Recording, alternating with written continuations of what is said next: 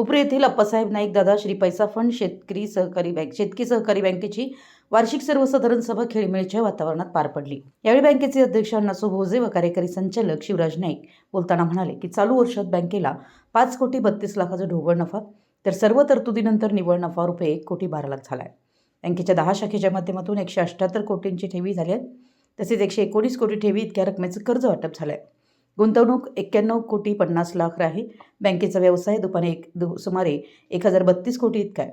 खेळतं भांडवल रुपये 228 कोटी आहे। बँकेच्या प्रगतीत असंख्य कर्जदार, ठेवीदार, सभासद, हितचिंतक यांच्या सहकार्यामुळे शक्य झालं आहे। यामध्ये सेवकाचाही तितकाच मोलाचा सहभाग आहे।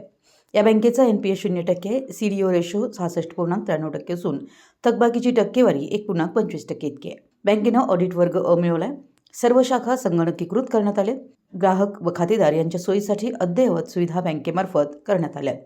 नियमित कर्जफेड करणाऱ्या कर्जदाराला 1 ते 2.6% इथपर्यंत सूट दिली जाते। अहवालसालात नियमित कर्जफेड करणाऱ्या 503 कर्जदार सभासदांना 52 लाखापर्यंत व्याजात सूट देण्यात आली असं सांगितलं। यावेळी बँकेचे संचालक कल्लापा नागाट, विलासराव नाईक, प्रकाश जाधव, शीतलकुमार पाटील, अरुण कांबळे, धनाजीराव भोसले, आनंदराव उल्पे, धनंजय खामलापुरे, बाळासो गाठ, घनश्याम माळी, संतोष पाटील, अमर गायकवाड, मैथिली पाटील उपस्थित होते। बँकेचे मॅनेजर शिरीष शावटे यांनी नोटीस वाचन केलं।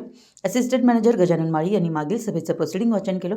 मॅनेजर शिरसाटे यांनी ताळेबंद अंदाजपत्रक वाचन, शासकीय लेखापरीक्षण अहवालाचं वाचन केलं।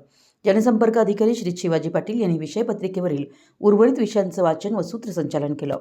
आभार कल्लापा नागाट यांनी मानले। या सभेत सभासदांची असंख्य उपस्थिती होती। मराठी एस न्यूजसाठी हुपरीहून सतीश कंकणे।